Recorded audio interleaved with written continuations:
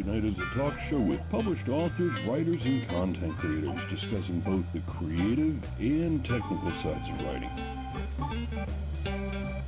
as well as the industry surrounding it, from novels to screenplays to comics and more.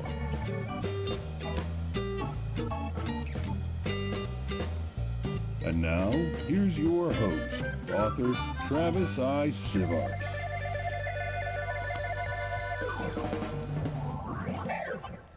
Gotta wait for all the music to finish. Hello and welcome to Write Night. Thank you for joining us. Tonight's topic that we're going to have is going to be Dreampunk Press and Wicked Clever Books and Games. Right, Robert? That's right. You got it. Yay. Woo! Okay. I am Travis Sivart. I am the host and author of, to really just put it out there, over 30 books under 5 different pen names, but primarily under my name, Travis I. Sivart. I have been featured in over 24 other anthologies that were not my own. And, of course, I run this podcast and a few others. So feel free to check those out. But let me introduce my guests. Now, I've had each of these on different various shows at different times, so I adore both of them. And I'm happy to put them into the same virtual room together here. Let's start with you, Tara. Hi, my name is Tara Moeller, and I am Dreamer-in-Chief at Dreampunk Press, which is a publishing collective. And if you want more information about that, check out the website, because I'm not going to go into the big, long description there. I am also an author. I publish under my own name, mostly novellas of all different sorts, and then also as E.G. Gaddis, which I publish young adult Victorian vampires, steampunk, and I have published 7 novels, including my latest, which is Mechanics of Life. And those are all separate genres, or are they all jammed up into one book? All the genres you just went through that you write in. They're all different. Okay, just checking. I'm sure you combine one or two here and there. Just checking, though. Okay. Yeah. Sorry to interrupt your intro. What else? Okay, that's it then. Pass it over to Robert there. Robert, what do you got? Hey, my name's Robert Turk. I am an author and game designer. Mm-hmm. I have published under my own publishing imprint, Wicked Clever, 2 books of short stories, a book of poetry, a coloring book that actually has a story that goes through it as well as the coloring, and a card game about storytelling, and at this point 4 role-playing games, with 1 more coming to Kickstarter soon. I'm also a freelance author for some bigger gaming companies, and I don't know that I'm allowed to say which ones those are, though. So trust me, I'm out there. You can flip to the cover of the book if my name's in it. Hey, I worked on that one. If it's not, it's probably still a good game. I just didn't work on it. Works for me. Okay, now tonight's topic, what we're going to talk about is these guys, individual companies. So, by the way, one of our viewers, Trin here, says, "Ooh, I like coloring." Robert and I were having a conversation not too long ago on a live stream about his coloring book, and a lot of people were amazed that coloring books had a story like a children's book. And I said, when we were growing up in the 70s and 80s, a lot of the coloring books did. And that's something that's kind of missing from coloring books nowadays. It's just right. Cheap line art. Yeah, you open a coloring book. Like, I've opened my kid's coloring book, and I'm like, well, okay, on this page we got a maze, on this page we got a picture of Superman, and on that page we got Mickey Mouse, which, first of all, copyright infringement all over the place, but second of all, there's no through line. So that was an interesting tidbit. To go on about the topic, I want to talk about each of your guys' companies. So, Tara, where you didn't necessarily go into a long-winded thing, you're going to have a chance. Robert, the same for you and it's what you do. And what I'll do is I'll start right here with my stuff. I have Talk of the Tavern Publishing. Kind of like Tara's, it started out as a Talk of the Tavern Publishing group. It was a collective. And back when I started self-publishing was a bit of a stain on your name because there wasn't a lot of quality control initially by the people doing it. There was and there is still some, but not as much. There was just no gatekeepers in the sense of quality, and people put trash out. So having an imprint, having a publisher, even if it's one you just made up yourself, lent you some credibility. It was a silly thing. It's like putting on a cape to say you're a superhero. You don't have to, but people go, cape must be a superhero. And that's what I did. And since then, I don't think anybody else has published under it. I've published my different pen names under it, but that's about it. But these guys have gone further. Whether it's with their professionalism, such as where Robert went, and I'm guessing legality on both of your cases too, registering certain trademarks or whatnot, but I'm going to let them talk to that first. First thing, I guess what we could start with is, what do you guys think? Do we want to start with why you did it, or what your company's about, or just start bouncing the ball back and forth? Who's got some stuff to say about this? Robert, let's start with you, and then you just... All right. We'll have Tara cut you off when she gets excited. Okay, that works. I like that format. That's awesome. So I started as a entertainer, performing as Ganner Stitch the Goblin in full costume as a goblin character at fairy festivals and Renaissance festivals, and telling stories on stage. And I stopped telling stories on stage because I wasn't getting the audience that I wanted. Like, I wasn't telling little kid, dragons flying through space stories, although that's a cool story. It wasn't what I was telling. I was telling, like, violent, bloody goblin stories and getting fussed at by parrots. So I stopped telling my stories, but one of my friends a couple years later was like, why don't you put these into a book? And I'm like, yeah, it's not what I do. I tell stories on stage. And they're like, no, you really need to put these on the book. And then I met Travis, who is putting stories into books.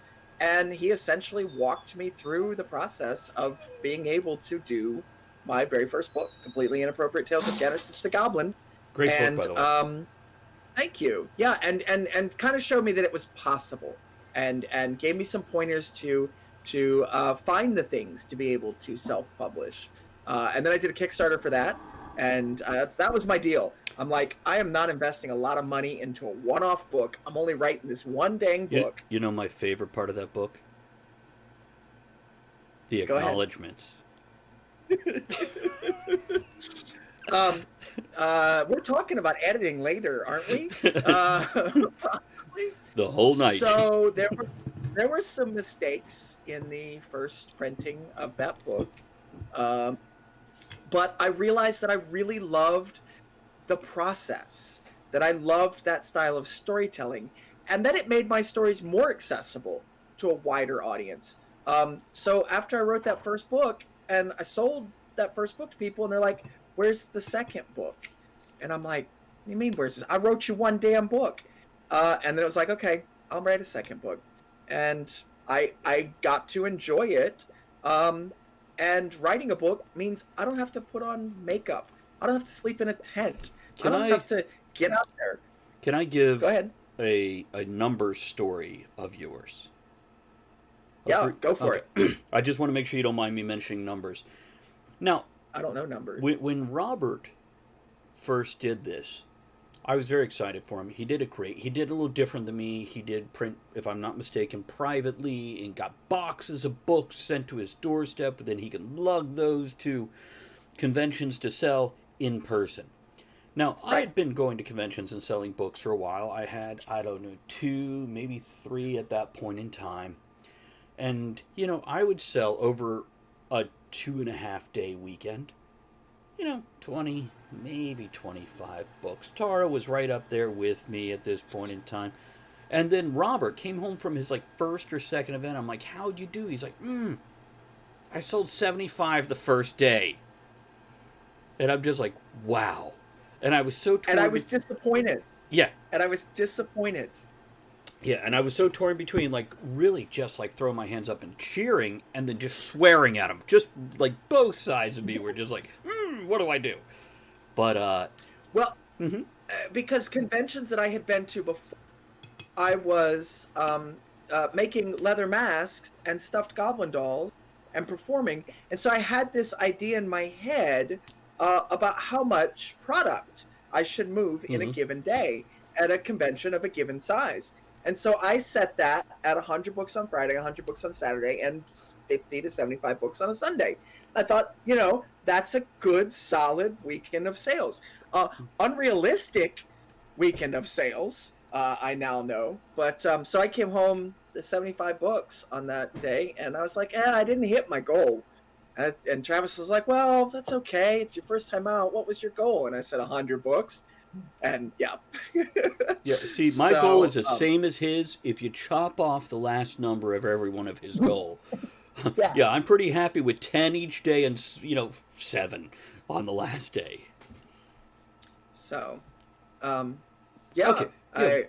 More about your company. Go on. I don't know. I've totally lost my train of thought. Well, let's do this. No, You've designed. Pass it over to. Okay, yeah. Let's jump over then. Tara, let's give you a little chance here. Tell us a little bit about Dreampunk Press. What's your origin story? Put on the cape. Tell us. So Dreampunk Press started. Was in a workshop with some other authors. We decided to create a little writing group, and we were talking about putting. Something together so that we were publishing under a name, doing our own thing, and self-publishing, but in a group. And then one lady got a contract, and another lady had a job change of sort. She was a teacher, and she kind of shifted into some politics because of what was happening in her own community, and her writing went on the way to the bias side. Was that Michelle Obama? No. Just checking. Go on. No.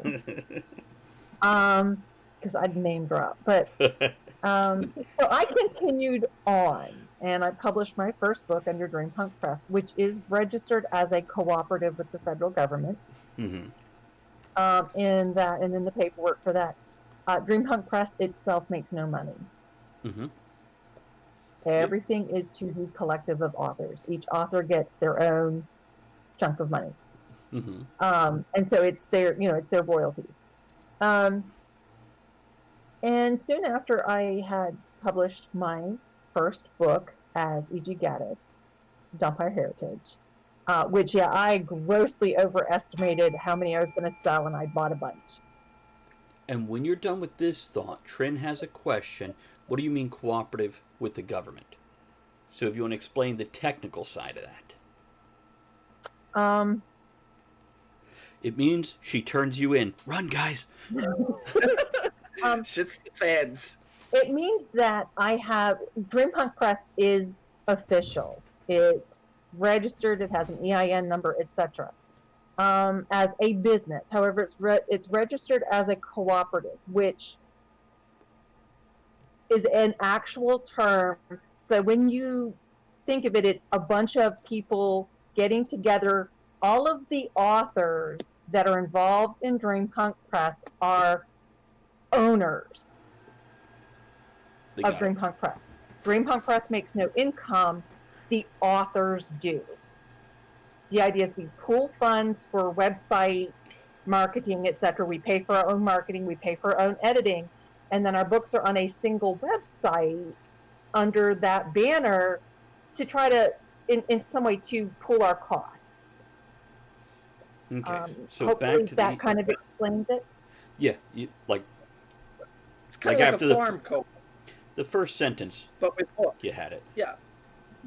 Yeah, it's and for anybody else, there's other types of things you can register with the government, LLC, not-for-profit, et cetera, et cetera. This is just a type of registering a business that takes care of things. Yes. And Raven, to answer your question, Raven asked, are you still able to list your books on Amazon or KU? The answer to that is yes. Yes. Which, by the way, Press. I'm going to jump in here real quick and interrupt everybody, because what I forgot to say is, for anybody listening to this on podcast, we have a live in-chat audience. We record our podcast live at twitch.tv/Travis Tavern Talk, and we have our subscribers here asking questions and interacting with us. When you hear this noise, that means I want to read a comment off the screen. Now, for those of you in our live chat, we're recording a podcast, which means we're only going to be reading off the most relevant or entertaining questions. So aim for that, or all of them, depending on how many tangents we run around on. Tara, are you monitoring chat at all, by the way? No, because this is my first time Tell with us. the Discord interface. It's okay. Tell us the website.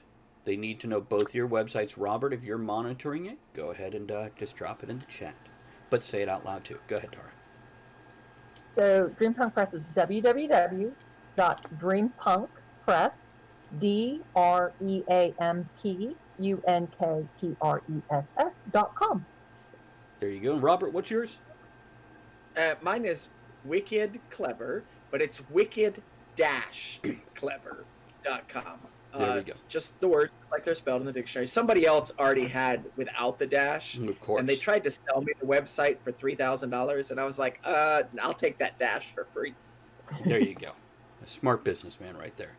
There we go. Thank you, Wordwin. Thank you, Robert, for popping those into chat also. So once again, that's wicked-clever.com for Robert and dreampunkpress.com for Tara. Tara, go on with your origin story. Sorry to totally derail us there. It's okay. I ordered, and I was printing my books through Create Space, but Dreampunk Press owns its own ISBNs. So all of the ISBNs for any author published with Dreampunk Press has a Dreampunk Press associated ISBN. So I can put them wherever we want to put them. As long as you don't put it on the Kindle exclusive thing. I can even put it on Kindle exclusive. I just can't put it anywhere else. And I just can't publish an EPUB until we're done. There we go. That's what I'm saying. If you're making it exclusive with Amazon by that agreement holds. Right. But you can publish a book to Kindle without that agreement. Correct. Yes. In which case then you can have a Mobi Pocket, you can have an EPUB, you can have a DAISY file, which is a file that reads it out loud, but it is considered, because it's not an audiobook, so it's the same type. It's still an ebook type thing. Right. Kindles have that feature now too, where they'll read out any book, but it's a flawed technology at this point in time. Daisy's pretty good, but you can publish those wherever. For instance, we now put the books into Ingram and into Amazon, into the KDP. There's some reasons for that. We can go into that a little bit later, but we own our own ISBNs. We have our website with the books there. They're on Amazon. They're in Ingram so that bookstores can order. Excellent. Let's move back over here to Robert and poke him. Because now I don't have a lot more to add to this on my side of things. But Robert, I want to start with your role-playing games. Because it was, absolutely. 4 to 5 years ago you started toying with the idea of doing the first one, and now you have 4 going on 5. Is that correct? 4 going on 5. Yeah, so the first role-playing game that I wrote is available on Drive-Thru RPG, but it's not available in physical form anywhere anymore. It was called Are You Mental? And it was a game about lunatic superheroes escaping the insane asylum to go out and save the world. And I believe that was 2014. I could be off by a year on that. But I wrote that game because I was asked, as my character Gandersnitch the Goblin, to come run some Dungeons & Dragons games at a convention as Gandersnitch. And I was like, okay, but if I'm running Dungeons & Dragons games, people are going to expect to play Dungeons & Dragons by the rules. And this character doesn't do anything by the rules. So there's a disconnect. It's not going to work. Let me make my own game that would be Gandersnitch's interpretation of what a role-playing game is. So it used decks of cards and all of the dice that you own, absolutely every single dice that you own. And it was a fun, silly party style game is what I called it. Pick up and play. You didn't have to know any rules. You didn't have to know anything. The game just walks you right through it. And you got to spend 3 or 4 hours playing a lunatic superhero. Characters were made Mad Lib style. So everybody would answer some questions, tear them up, pass them around. That created your character. Grab a handful of dice and off you go. And it was I was just playing it off of index cards and Post-it notes at conventions. And for a year, everybody was like, at the end of the game, where do I buy this? I was like, oh, no, you don't buy this. I just made it to run at conventions. Wait a minute. And didn't we hear the same story about your short stories? yes! Yes. My buddy Dave thinks that I just have an inability to realize when there is money to be made. And he could be right. I don't know. I've seen this. some of the outfits you wear. I expect you know when there's money to be made. So it took me about 4 or 5 conventions over the course of a year before I realized people weren't saying, where can I buy this? People were saying, please let me buy this. I want to take it home and play it at my own table. And so I had to figure out how to publish a game, which is a little bit different than publishing a book, especially when your game has cards. And I no longer print cards and put them in little tins because that's really printing a board game, and a whole slew of headaches there. But that was the first one. But after I had done it, I was like, okay, now let's actually make the role-playing game set in Ganderstitch's world, Goblonia. And that was going to be my next role-playing game. I even have a flyer that said, like I passed out at Gen Con, coming next year, the role-playing in the world of Ganderstitch Goblonia. That was 4 years ago, going on 5 years. Well, I'll have you know, I feel you're very consistent, because though you have published 4 or so other role-playing games, Goblonia is still your next role-playing game. It is. So you're right on that. I'm Robert, on it. It is coming next year. What I'd love to go into in brief, and then we'll pass it over to Tara, because I want to hear a little more about Dreampunk Press and what they do. Not the collective side, the writing side, the fonts, which I feel is very important. But before we do that, Robert, I want to give you a little more time here. Let's talk about what does go into a role-playing game that's so different from a normal book. And what I'm looking at here is not just the publishing aspect and the writing aspect and the art aspect. Those are important and definitely hit those. But the play testing aspect. I think that is utterly important that most people don't even realize how important that play test, your beta readers, if you will, are. Right. Go ahead. So when you write a book, or at least when I write a book, when I write a short story or a novel, He uses crowns and toes. I have a group that I have curated over the years of trusted beta readers, or maybe even alpha readers sometimes, that on Google Docs, I open it up after my first draft, not even after my second draft, and I'm like, folks, give this a read. Give me your feedback. Let me know how you're feeling about stuff. Don't tell me when I spelled a word wrong. Let me know how it makes you feel. And that's how I write a book. And then I take that feedback and I polish it. And then I successively get narrower and get specific readers and editors and all that. When I'm making a game, the game might not be done when we start playtesting. I might just have an idea. Right. And I've got to work out mechanics, and I've got to see how things... I don't have a full story yet. I don't have anything yet.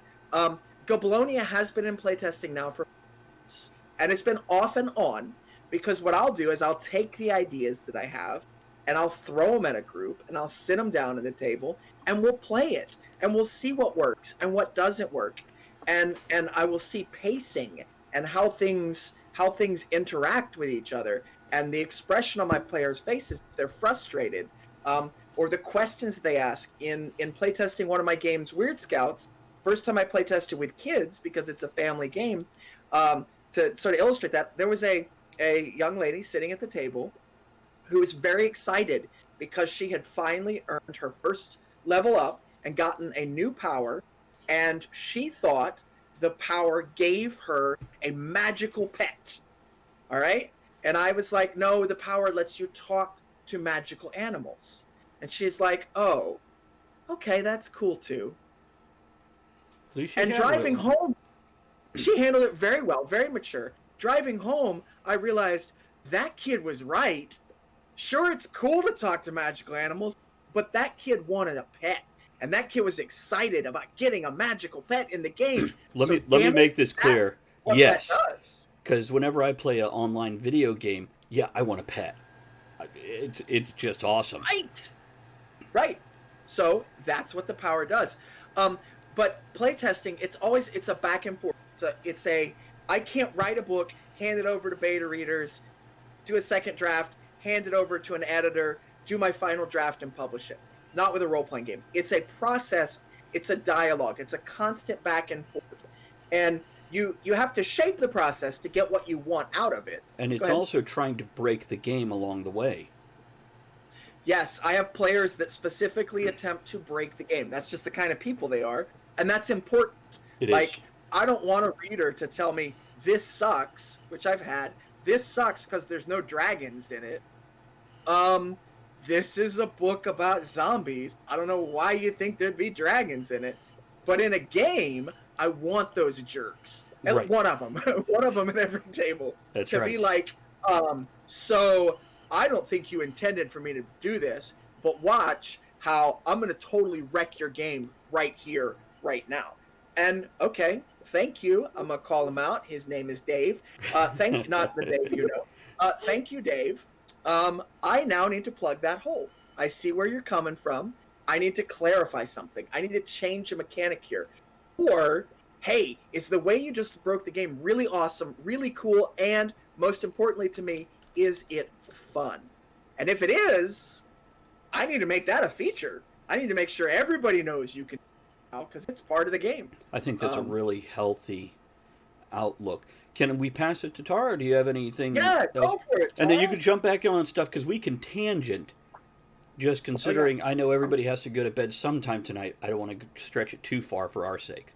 Tara, tell us a little bit about, not the technical side, the heart of Dreampunk Press and your concepts behind it, because you went in this with some very specific thoughts, ideas of how to capture other audiences that most people don't even realize are lacking in material. So one of the things with Dreampunk Press is we are friendly LGBTQIA 2S+. They've added more. But we're not doing the angsty stories. Tell that story, because you went somewhere to publish something. So, so sometimes one of our young authors had, and this is for Sport. Sport is the name of the book.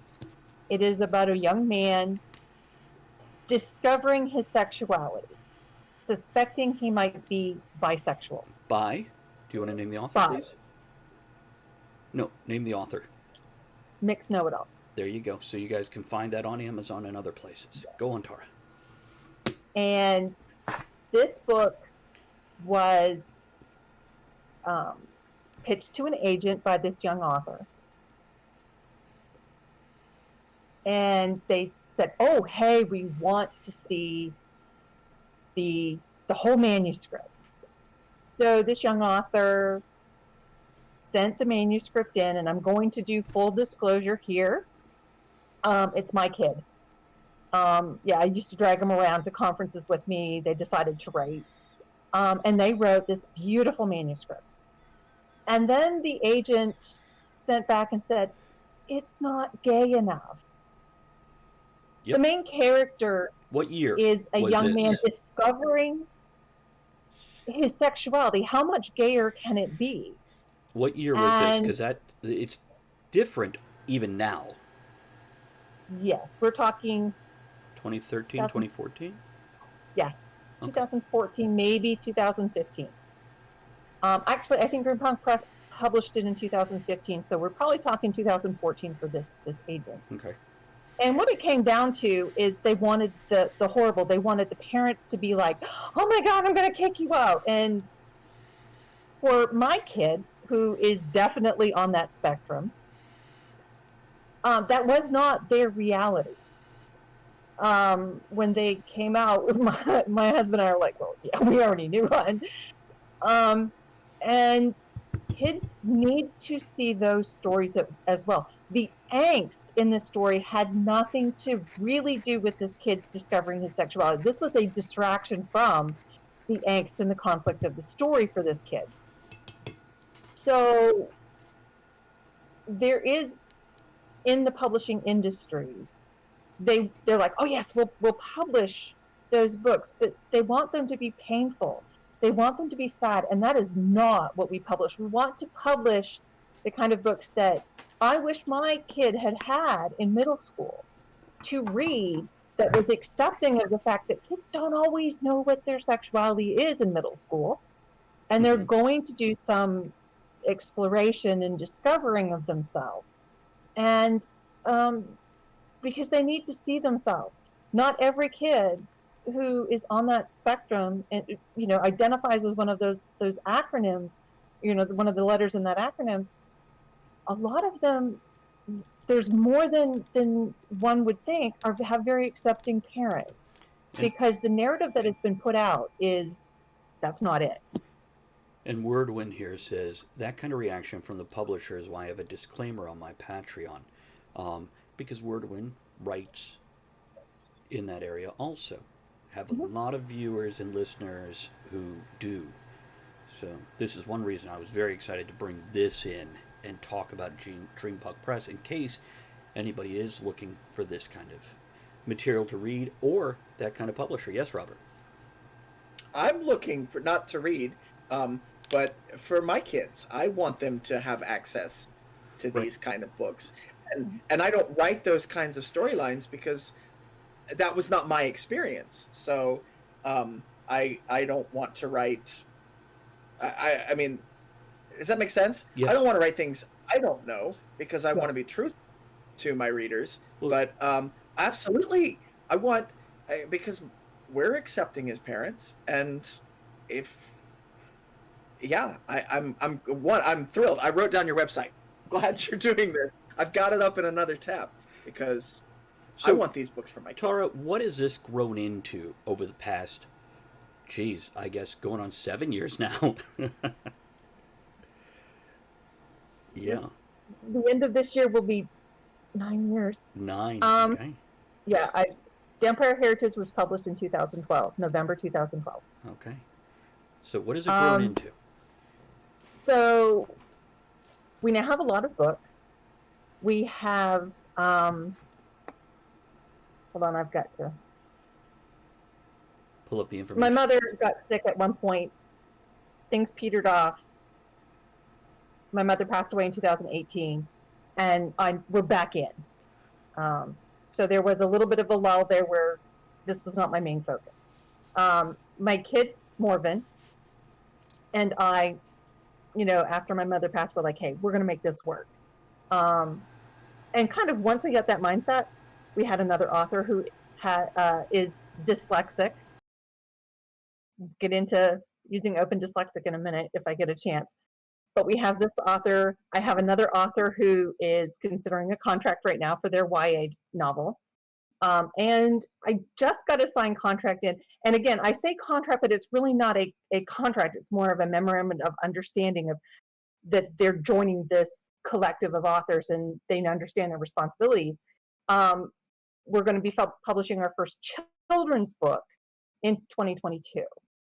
So nice. We're growing. We've got authors coming in who understand what we're doing. Because I've had authors, kind of say, well, what do you do? And when they understand that kind of it is, it's a collective, which means if you want me to read your book, I need you to be willing to read and give me feedback on mine. You're going to have somebody edit it. It's a requirement for quality purposes. And trust me, I'm going to be able to tell when I read it that whether or not you had an editor look at it or not, because that's my day job. And then but yeah, we're growing. It's great. Real quick, if I could jump in, Wordwin says, from my FAQ, what, quote, what the heck does LGBT friendly mean? Answer, I don't consider myself a writer in the LGBT genre because I don't write about the issues which face the community. The sexuality of my characters isn't a point of plot or development, simply a part of who they are. In short, consider the difference in writing about lesbianism and writing a story with lesbians. So that's from somebody else's point of view, which, adds to this. Yes, because that is in my books, the books that I write. Mm-hmm. Yes, I identify as demisexual, but, and that is part of that spectrum, it's part of the A. Mm-hmm. And I did some exploratory with my Clan Campbell series. But for the most part, in my stories, it is the other characters in there and their friends. They exist in this world that I'm writing in as full human beings. And I'm not writing about the angst. And I'm usually not writing from their point of view unless I'm doing a lot of times I write from a single point of view. Mm-hmm. A couple of times I have written from more than one. And in that case, I might get into the head of a character that is in that spectrum. And then I usually have a sensitivity reader read that for me. Not always my kid, because sometimes it's not how they identify. Right. One of the things that Dreampunk Press has is a line of books, and they are identified in this line, where the author themselves is LGBTQIA2S+, somewhere in there. And we differentiate that from the rest of our novels where we're friendly to, where they exist in the world, we recognize them because they're in our communities, but we're not usually writing from their perspective. No, if that helps anybody. Let's go ahead what I mean by LGBTQIA. Define that. The acronyms. Mm-hmm. Go ahead. Now, most people know at least the first 4, if not the first 7. Yeah. But let's go into all of it, just in case we have somebody who's like, what there's a couple new ones for me that to be honest, I just learned today, so I've been practicing saying all of them because they're very important. The L is, of course, lesbian. The G is gay. B is bi. T is transsexual, transgender. Mm-hmm. Sorry. The Q is queer or questioning, meaning you're not sure where you identify, but you're not exactly straight. I is for intersex, where you're actually born with the sexual characteristics of not just a single gender. Okay. That includes hormones, by the way, just so you know. Okay. The A is asexual. It does not mean ally. It means asexual, and that's where I fall in there. Demisexuals and gray sexuals fall under that. Mm-hmm. Asexual, you've experienced no sexual attraction. A demisexual is you really have to know a person before you actually experience that, which is where I'm at. Bit of an emotional connection before there's a sexual attraction. Which is why, I, met my husband and was, okay. And then one time I'm like, okay, I like this guy. Then the last part, the 2 S's, actually means two-spirit. Okay, very good. It is the indigenous. It's an English term, right? Okay, but it encompasses that group of people that indigenous peoples accepted, and it's really not covered by the other initials in there because it is very different. It was a very accepting, and it is the idea that male and female exist together in an individual. Right. And that is something it's not a non-binary thing. Right. that both genders are existing within an individual, and Indigenous peoples accepted the expression of that. And that's something I have Um, identified with since my late teens when I first discovered that's a thing somewhere. Um, yeah, so I'm. It's kind of nice to gender hear that. fluidity Right. is is a term that some of us might be more familiar with. Hmm. Um, yeah, So, we got them all there. I think so. Okay. It's And then the plus, because that's for everybody that right. kind of sort of Doesn't have a fits in, some of letter. the Yeah. demisexuals that doesn't, yeah. And here's something else I'm going to say. Whatever your experience is, be gentle with others who don't get all this, don't understand all this. It is constantly changing and developing. This is why I mentioned when I first asked Tara, what year did that happen? Because our society as a whole is going through a shift and a sway, and there's always bumps in that road. And trust me, creating a conversation instead of confrontation is going to do everybody better in the long run and the short Yeah. run. Okay, so you mentioned dyslexia. And again, this is something that's very key to what you're doing with Dreampunk Press. Let's talk about that for a moment, then pop back over to Robert. Um,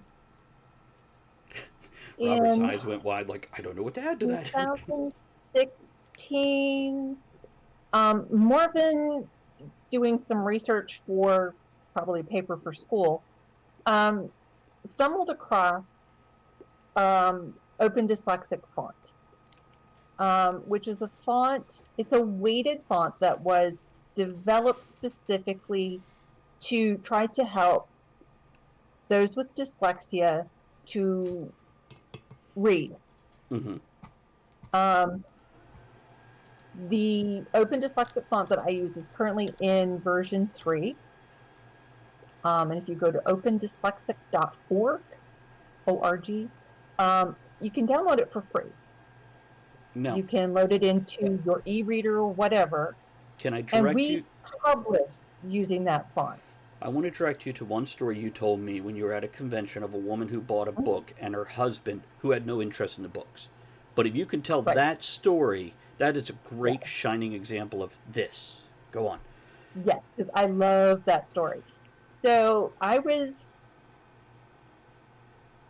think it was GalaxyCon, which is in Richmond, Virginia. And a woman was going around looking at books. She was definitely a reader. Her husband was with her, obviously kind of trailing. He was more interested in some other things. And she stopped by the table and we were talking a little bit, and I mentioned, yeah, and she opened the book and she's like kind of frowning and going, and I said, oh, this is Open Dyslexic Font. And she happens to look over at her husband, who is looking down and just staring at the page. And she looked at him and said, what? And he goes, I'm not panicking. I'm not getting anxious. He's looking, he goes, it's actually rather calming. He had dyslexia. How old was I he? had no clue. How old was he? Oh, he was in his mid-30s. Okay, go on. And his wife was like, oh, okay. So she bought one of the books, and I told them about it. I wrote down where they could go get this font and whatnot. And she came back the next day to buy the other 2 in the series. And to relay to me that her husband, they'd gone and they downloaded this font. And he was a carpenter. And he would always have some problems because he would use his phone to do calculations and stuff and to see what it was that he was supposed to be made, because he did it custom. They downloaded this font, got it into whatever the app was that he was using. And she said he loved carpentry, but he usually really enjoyed it when he didn't have to rely on specifications.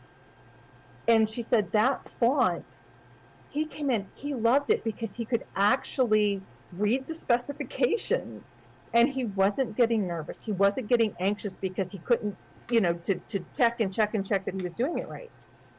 The font does not work for everybody, depending on the severity of your dyslexia and whether you're more dyslexic with dyslexia or whether you trend more for dyscalculia, which guess I'm over there, which is a numbers thing. But for some, it helps. I love reading in this font. So that is one of the reasons we actually published in a traditional font called Deja Vu, because there are some readers who have difficulty with Open Dyslexic. A lot of times older readers, and I think it's just because they're so used to Times New Roman. Mm-hmm. And just Deja Vu is it's a fatter one. It's a little bit easier to read than straight up Times New Roman. But then we also published the exact same book, separate ISBN, so you can make sure you're getting the right one, in Open Dyslexic. We have them formatted so they're about, every so often there's a couple of pages difference. One will be a couple of pages longer than the other. Mm-hmm. But it doesn't cost any more to get it. And I've got a couple of friends with dyslexic kids who bought them. It's like, yeah, actually they read it. They're not big readers because by this point they're middle school, early high school, and they just haven't developed that love of reading because they haven't, it was difficult. Yeah. But I've had a couple of friends that they actually read the book. There we go. It wasn't too hard for them, because it does help. And like I said, it really depends on how your dyslexia manifests, as to how much it can help. But check out the website if you think, they've got examples. You can download it, check it, see if it helps. It's free. It's Trin would like, can you tell me the book titles? All of them? Yeah. So anything on dreampunkpress.com, Trin. Yes. Now, I'd like to redirect us, since we're kind of coming up to the end of the episode here. Except Put Me in Hell, because we can't find the originals to put it in Open Dyslexic. Okay. I want to shift. We're working on it. I want to shift us to what you guys have coming up next, what you're looking at. And I want to shift it over to Robert here real quick, because I know he's got something he's working on. Robert, do mention your streaming also, and where they can find you on that. And anything else, and then we'll wrap this one up. Robert, what do you got coming up? What are you working on? Well, I've got coming up the role-playing game, Goblonia. It's my next role-playing game. No. What kind of role-playing game is this? Well, so this is a game in which you are goblins. You are not the heroes of your own story. You are goblins in the goblin city of Goblonia, which I don't actually know if you can see the map in the stream behind me, but I've got a map of and it's this blob here in the middle. It's a tiered city, all stacked up like an anthill or a termite mound, and everybody just lives on top of each other, buildings crumbling in. It's sort of steampunk, sort of fantasy, but more fairy tale fantasy than like Dungeons & Dragons fantasy. And you are goblins in your city that you all have founded and lived there goblin-y, not peacefully, but goblin-y for hundreds of years. And here comes Titania, the queen of the fairies, moves in, takes it over, says, nope, you're objects again, and we need your efforts to fight in our war against the trolls. So it is a game about sticking it to Titania, one madcap scheme at a time. It's about plotting and scheming and doing wacky hijinks, running around your city, trying to make things worse for the occupying forces. What's the system like? So the system is a system that I wrote. It's influenced a little bit from the Forged in the Dark system, which goes back to Apocalypse World, in that it's a very storytelling-focused system. And the goal here is that anything you want to do, you can do. Mechanically, you can figure out a very simple way to do it. Instead of dice, though, we played for years with dice, and something just wasn't clicking with it. And one of my playtesters, who was having a really hard time understanding the dice mechanics, says, this is kind of like poker. And I said, yes, it is very much like poker. And he said, so why aren't we using poker? And all my other role-playing games, except for one, are based on cards. So I reworked the whole system. Like, dice is a role-playing game with dice is a stretch for me at this point. So it works a little bit like poker. It is based off of a standard deck of cards, but everybody has their own deck. So like dice, you can get your own fancy colored dice and customize it you can get. I mean, I have all sorts of. I've started collecting poker decks. I got all sorts of fancy poker decks, and so everybody has their own deck of cards that they play with. Very good. And that is coming to Kickstarter at the end of April, more than likely. We have not set a firm date because we're working on 2021. setting up some live play shows of that. And that's and, April, Robert. It's April 2021 in case somebody's listening to the podcast 3-4 years from now. April 2021. If it's past that date, more than likely you can get it at our website, wicked-clever.com. And I have started streaming, like Travis said. I've started streaming on Twitch, and I do 2 shows a week. One, talking about role-playing games and making maps to support your story. And I do that all on screen so you can see what I'm doing, chatting with people. And the other one, hanging out, drinking tea and talking. You can find that, twitch.tv, Wicked Clever. No dash, just Wicked Clever. I know, they went... That's twitch.tv/Wicked Slash. There's a slash instead of a dash. There you go. Wordwin says, I feel like you're missing an opportunity by not aiming for April 1st.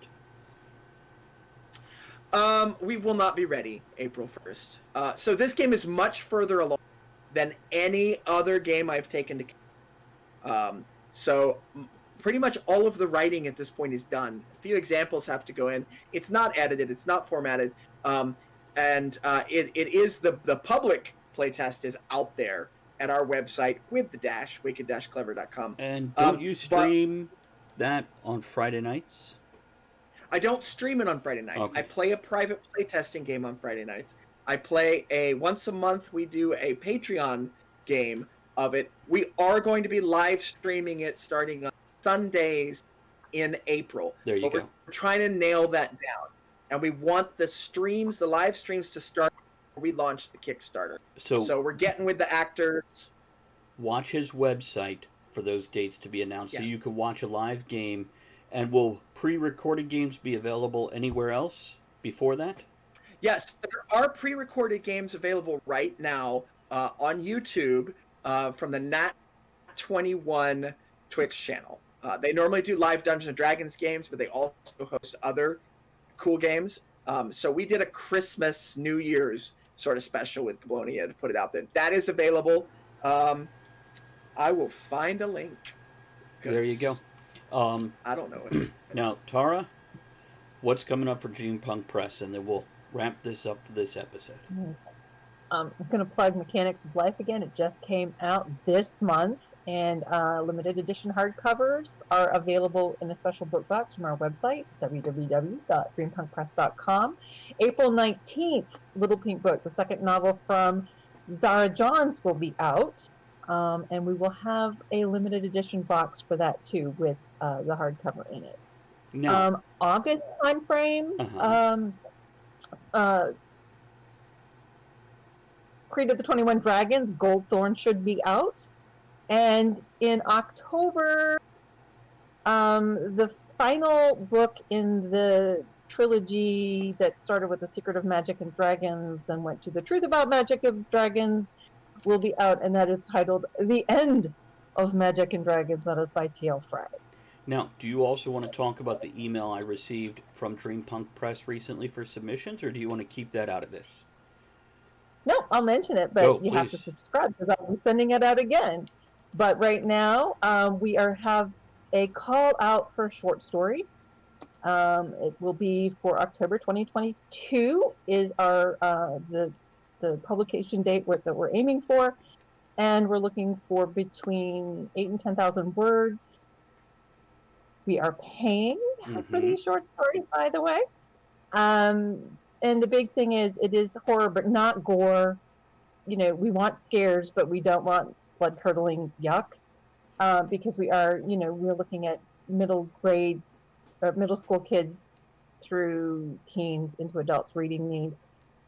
We just need the scare to kind of happen and evolve around a Halloween event. Do you want to mention... If you want more information... Go ahead. And how to submit and all of that lovely things, if you go ahead and subscribe for our newsletter, I'll be putting it out again in March. Can I mention what you're paying? Because that's a very impressive thing. Guys, Dreampunk Press and Tara here is offering a payment of $100. That's $100. That's a great pay scale. plus a limited edition hardcover version of the anthology. So keep that in mind. You will be able to get discounted copies of paperbacks for friends and stuff if you want to give them as gifts. John says, darn, I only do stories for free. John, you can always just ask for extra copies of the book, maybe. I don't know. Or offer the payment up to a charity of your choice. That is always an option also. So, once again, Robert can be found at wicked-clever.com. Check out all his stuff. And Tara at dreampunkpress.com. Please check them all out. Now I'm going to do our closing stuff here. So, if you do want to email us thoughts about this show, this topic, if you didn't catch your email, you can always email me at rightnightshow@gmail.com, and I can get you that information. Or if you have a certain message, an announcement of a book you have coming out, anything like that, a birthday wish for somebody, you can also email that. Make sure you support the other podcasts, such as Talk of the Tavern. You can find our podcasts on all the big podcast distributors, from Pandora and Spotify on down. And I want to thank everybody here on the live show for all your comments and input and support through bits, subscriptions, grabbing merchandise, hosting, rating, and all the other fun stuff we do here. I also want to personally make sure I thank my Patreon supporters, people such as Triple U and Ethan Strauss, and my monthly PayPal subscribers, such as Musical Wizardry and Berta. That's it for this episode. Make sure you check out the other episodes. I know we're going to have these guys as guests on a couple, so look for them again, and we will catch you guys later. Let's dance our way out.